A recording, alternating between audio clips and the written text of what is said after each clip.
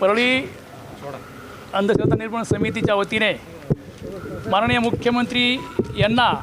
परळी तहसीलदारामार्फत आम्ही एक निवेदन सादर केलेलं आहे, ज्यामध्ये बंधूबाबा अशोक खरात ज्या व्यक्तीने जादूटोणा, चमत्कार, बुवाबाजी याच्या जोरावर आपल्या महाराष्ट्रातील अनेक महिला, मुली, लहान मुलं यांचं जीवन उद्ध्वस्त केलं आहे,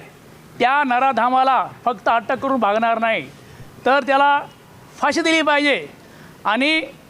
त्याला फाशी द्यावी म्हणून आम्ही या ठिकाणी निवेदन दिलेलं आहे। त्याचबरोबर आपण पाहतो की हा एकटा बाबा नाही आहे, या बाबाच्या मागं राजकीय शक्ती ह्या लपलेल्या आहेत। सरकारने या राजकीय शक्ती कोणत्या आहेत, कोण आहेत त्याच्या मागं, त्यांना शोधून काढलं पाहिजे आणि हे कोण नाव आहेत ते जाहीर केलं पाहिजे आणि बाबा अशोक खरात यांच्याबरोबरच हे जे काही संबंधित माणसं आहेत या संबंधात असणारी त्यांच्यावरसुद्धा खटले दाखल केले पाहिजे आणि एस-आय-टी मार्फत हे खटले दाखल करून या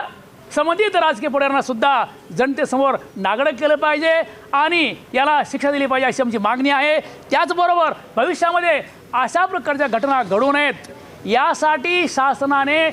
विशिष्ट प्रकारचे काही पावलं उचलले पाहिजे, जेणेकरून अशा प्रकारच्या घटना पुढे घडू नयेत आणि येणाऱ्या काळामध्ये महिला, मुलं, मुली यांचं संरक्षण होईल अशा प्रकारची आमची मागणी आहे आणि अशासाठी आम्ही या ठिकाणी निवेदन सादर केलेलं आहे। यानंतर आम्ही अशोक खरातला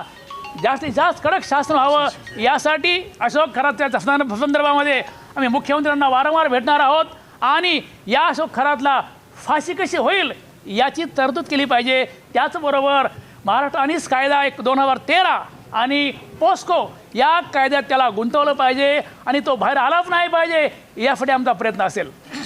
थँक्यू।